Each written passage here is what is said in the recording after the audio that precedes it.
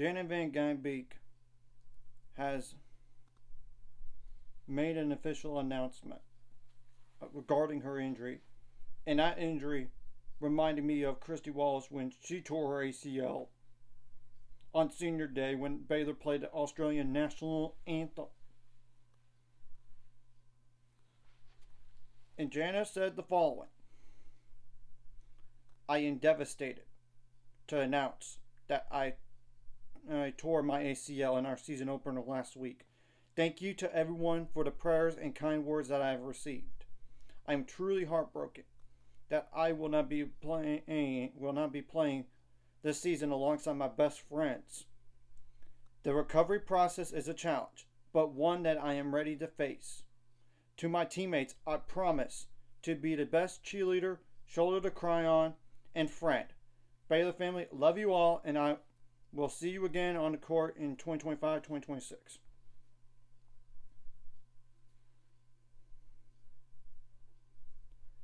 This is definitely a blow now for the guard position until Aaliyah Matharu comes over. I'm not going to lie about that.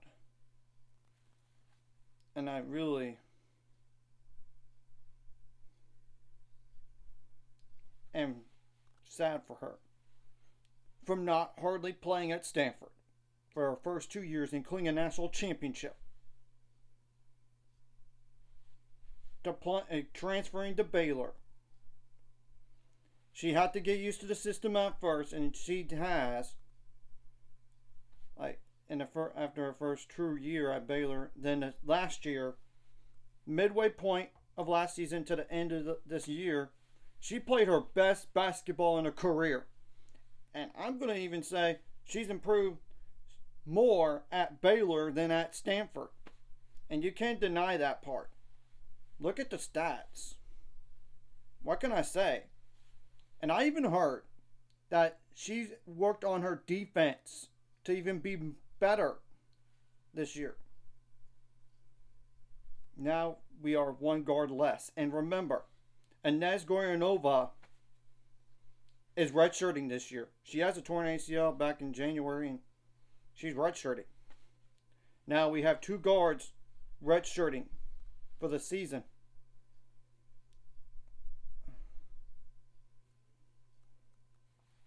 And that means Yaya Felder needs to step up, which I know she has been banged up. And Wyetta Jennings, a.k.a. Wise, needs to step up too. And she's moving from JUCO to Division 1. It's going to take some time.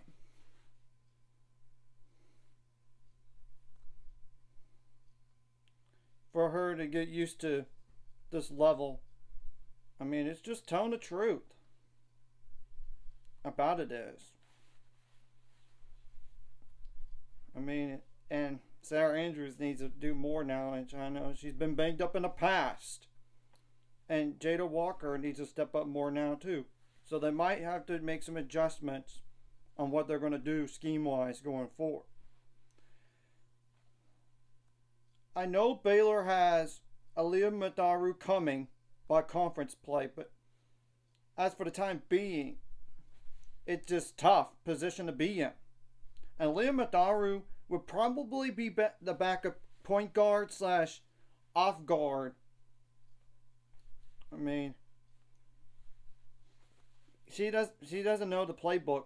Probably wouldn't know all the plays by when she gets to play at Baylor. But if nothing else,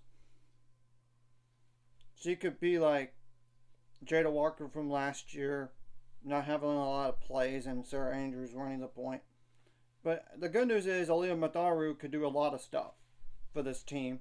I just wish Jana would play alongside her, because I think she would even strengthen up this team more at the guard position. And we do not know about the Belle Roy injury, and hopefully it's not severe as this one. And I'm going to go over what she did in that first game. And I apologize for looking down, because I cannot memorize all this stuff. And like the first game of the season.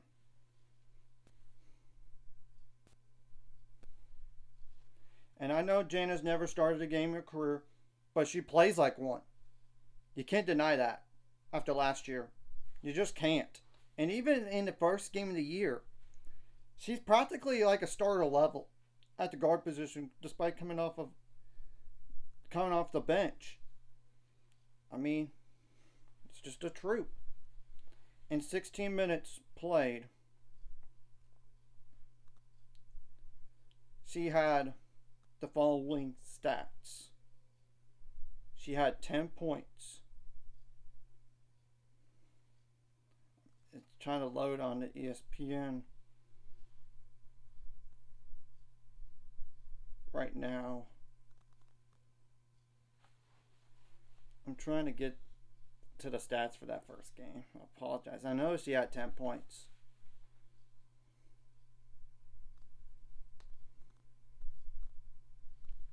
On 4 for 8 shooting for those 10 points, including 2 for 5 from 3.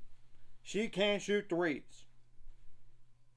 I mean, and she had 2 rebounds, 1 of those offensive, 5 assists, which was second most on the team for that game, 1 steal, and 1 turnover.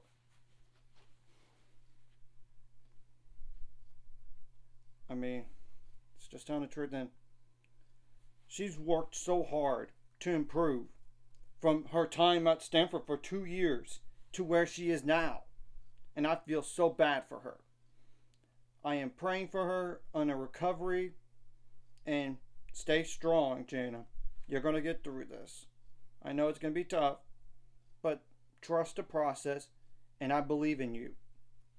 And I know everybody's going to say that, but I just want to say that to you if you're watching. And I know last year's stats doesn't blow you away.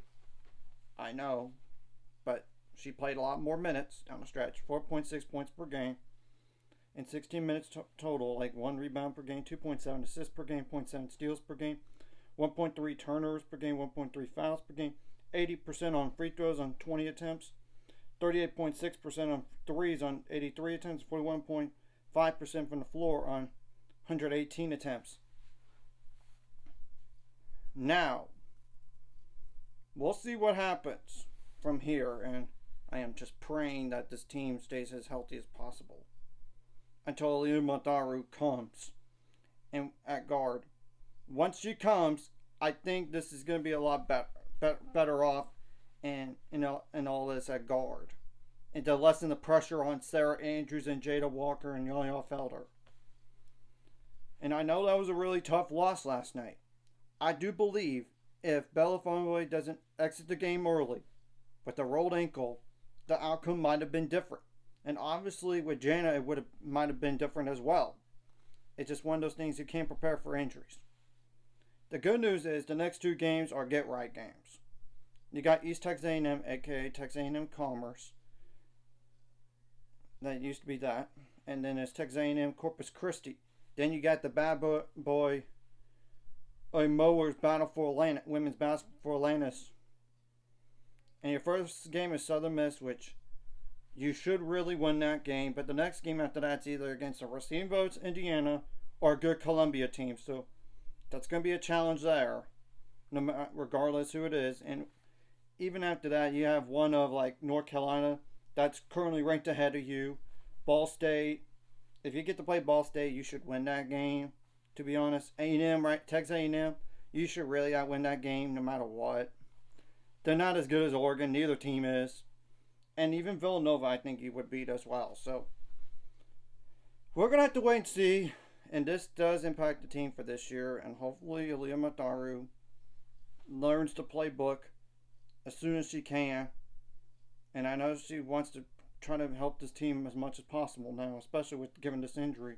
And even before, I know she would want to learn and do everything she could to help this team. Now she's going to be more immediate. You got to help. And then after all, the battle for Atlantis is like New Orleans. That should be a win. I mean, it's just telling the truth. Should be, and that's at home.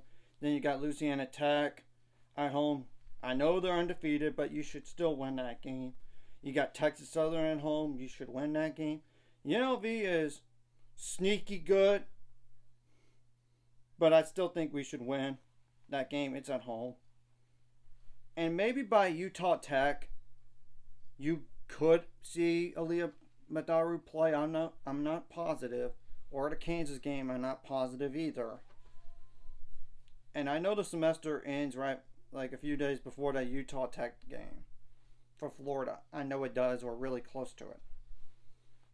So hopefully, and no matter what, then after the Kansas game, really I think this January 1st we should know something by then. Aaliyah Madaru, she's going to be cleared, and hopefully, I mean, she's going to be able to play. And everything, and we already discussed enough about for this year until Aaliyah Madaru. I'm not going any further than January 1 because I think that's when Aaliyah Madaru will play at Baylor. I really do. Now, in terms for next year, I really do think, of course, I know she could technically enter the transfer portal, but it seems like she wants to stay at Baylor. I think she's the starting point guard for next year. I really do. It's either that, her, or Inez. And now, I mean, that's the thing. And this does potentially impact recruiting for the 2025 class because remember, you got Inez that's redshirting. And now Jana is redshirting too. Anyways, guys, let's just send Jana our thoughts and prayers on her recovery and tell her to stay strong. That's all I really gotta say. Like and subscribe if you haven't already. And the goal is ultimate goal is 1,000 more. Some of my money at this course. Like the video, comment if it really helps YouTube algorithm. So more people could see it. Sharing the video does help as well. So more people could watch. And if you're watching and not subscribed, hit subscribe button. Ring the notification bell as well. And I'm not trying to be super emotional about this because, look, I know she has worked so hard from hardly playing in her career at Stanford to playing some at Baylor, then played more last year.